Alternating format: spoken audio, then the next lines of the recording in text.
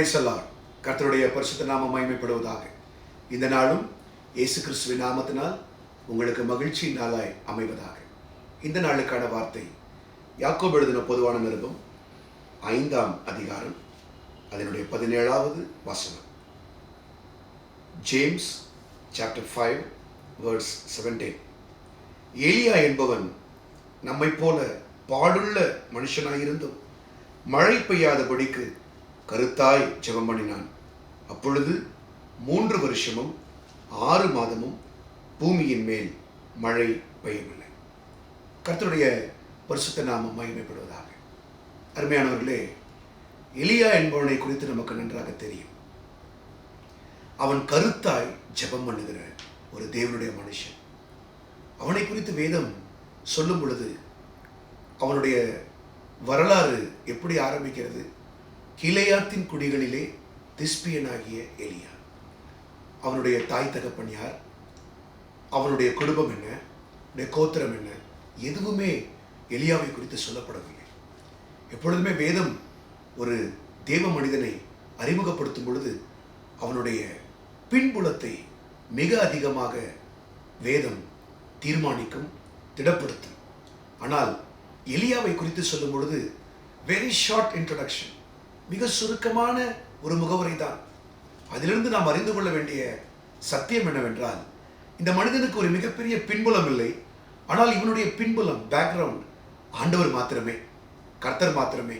அவனுடைய பின்புலம் என்னவென்றால், அவனே சொல்லுகிறான், கர்த்தருக்கு முன்பாக நிற்கிற நான், the one who stands before God.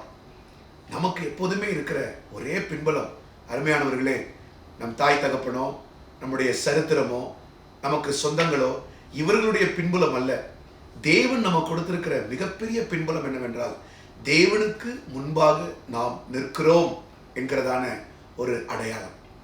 அவன் எப்படி நிற்கிறான்? இந்த பகுதி சொல்லுகிறது, கருத்தாய் ஜெபம் பண்ணுகிறான். ஆனால் அவன் எப்படிப்பட்டவன்?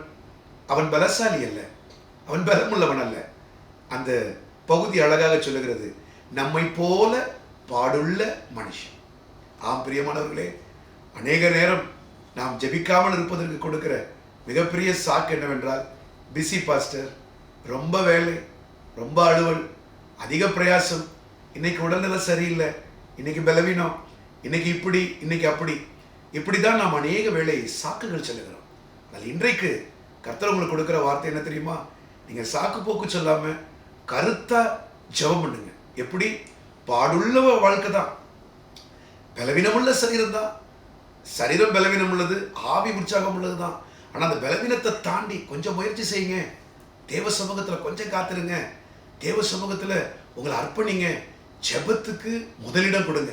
இந்த அதிகால வேளையில் இதை பார்த்து கொண்டிருக்கும் பொழுது உங்களை கர்த்தர் ஏவுகிறார். நீங்கள் எவ்வளோ நேரம் ஜெபித்துட்டு இருந்தீங்க முன்னாலெல்லாம், இன்னைக்கு விட்டுட்டீங்க பார்த்தீங்களா? விடாதீங்க சகோதரா, விடாதீங்க சகோதரி, மறுபடியும் முழங்கால நில்லுங்க. அந்த ஜெப வேலையை மாத்திரம் விட்டுறாதீங்க.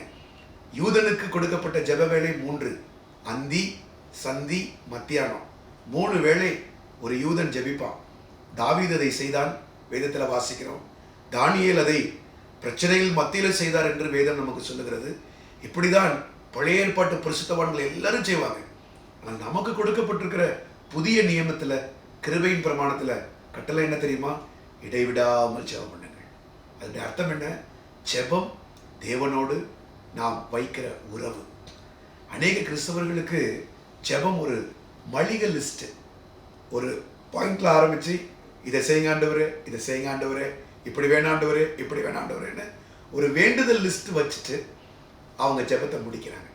ஆனால் நம்ம எப்படி ஜெபிக்கணும் தெரியுமா? எலியாவை போல ஜெபிக்கணும். எப்படி ஜெபிக்கணும்? நம்ம வேண்டுதல் லிஸ்ட் அல்ல, பெட்டிஷன் லிஸ்ட் அல்ல. நம்ம எப்படி ஜெபிக்கணும்னா, ஆண்டவரோடு இருக்கிற உறவு. ஆண்டவரே, நீ நல்லவர், நீ வல்லவர், உங்க போல நல்ல தேவன் இல்லை ஆண்டவரே, என்னோட இடைப்படுறீங்களே, கிருபை தர்றீங்களே, பலப்படுத்துறீங்களே.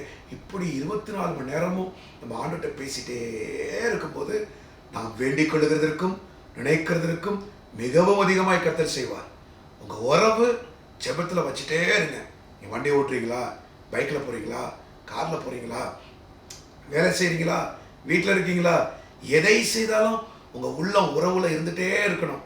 திராட்சை செடியாகி அவரோடு கொடிகளாகி நாம் உறவுல ஜெபத்துல ஸ்தோத்திரம் பண்ணிட்டு அந்நிய பாஷையில பேசிட்டு கர்த்தரோட பேசிட்டு அந்த உணர்வுலையே இருக்கிறோம் பார்த்தீங்களா, அந்த ஜெபத்திற்கு கர்த்தர் கண்டிப்பாய் பதில் தருவார். நீங்கள் நீண்ட நாட்களாக எதற்காய் ஜெபித்துக் கொண்டிருக்கிறீர்கள், அதற்கு கர்த்தர் பதில் தருவார். கர்மேலிலே முழங்காலை முடக்கின எலியாவுக்கு அங்கே ஆகாபுக்கு முன்பதாக சத்துருக்களுக்கு முன்பதாக கேட்டருளும் கேட்டருளும் என்ற 2 வார்த்தைக்கு வானம் பரலோகம் பதில் தந்தது. உங்களையும் நான் சொல்லுகிறேன், பிரஜாதிகள் மத்தியில, மனுஷர்கள் மத்தியில, வேலை ஸ்தலத்துல, உங்க சொந்தங்கள் மத்தியில உறவுல நல்லா உறுதியா இருக்கிறீங்களா, கர்த்தரோட கூட உறவுல சூப்பரா இருக்கிறீங்களா, உங்களை கர்த்தர் தலைகவிழ விடாமல் உங்கள் தலையை கர்த்தர் நிமிர்த்தி வைப்பார். கருத்தாய் ஜெபியுங்கள், ஊக்கமாய் ஜெபியுங்கள், ஜெபத்தை விடாதிருங்கள். ஜெபமே ஜெயம். Prayer brings victory. ஜெபிப்போமா? பிதாவே, இந்த நாளிலும் சமூகத்தை நோக்கி பார்க்கிறோம். ஆண்டவரே, இடைவிடாமல் ஜெபம் பண்ணுங்கள் என்று சொல்லி எங்களுக்கு புதிய நியமத்திலே பிரமாணத்தை கொடுத்திருக்கீங்களே, கோடி ஸ்தோத்திரப்பா. இதை கேட்கிற ஒவ்வொருவரும் ஒவ்வொரு நாளும் ஒவ்வொரு செகண்டும் உம்மோடு இருக்கிற உறவில் துதித்து கொண்டு ஸ்தோத்திரித்து கொண்டு வேண்டுதலோடு விண்ணப்பத்தோடு ஆண்டவரே, பலவீனத்தின் மத்தியில, பாடுகளின் மத்தியில, உபத்திரவத்தின் மத்தியில ஜெபத்தை விடாமல் இருக்க உதவி செய்யுங்க. யாரெல்லாம் தனி ஜெபம் பண்ண முடியாம, குடும்ப ஜெபம் பண்ண முடியாம இந்த நாளில் கதறுகிறார்களோ, கர்த்தாவே கிருபையாய் இறங்கி ஜெபத்தின் ஆவியினாலும் விண்ணப்பத்தின் ஆவியினாலும் பிள்ளைகளை நிரப்புங்கப்பா.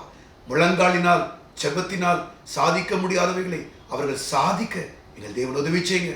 எலியா கருத்தாய் ஜெபம் பண்ணது போல நம்முடைய பிள்ளைகளும் செபித்து செபித்து செபித்து ஜெயத்தை பெற்றுக்கொள்ள உதவி செய்யுங்க.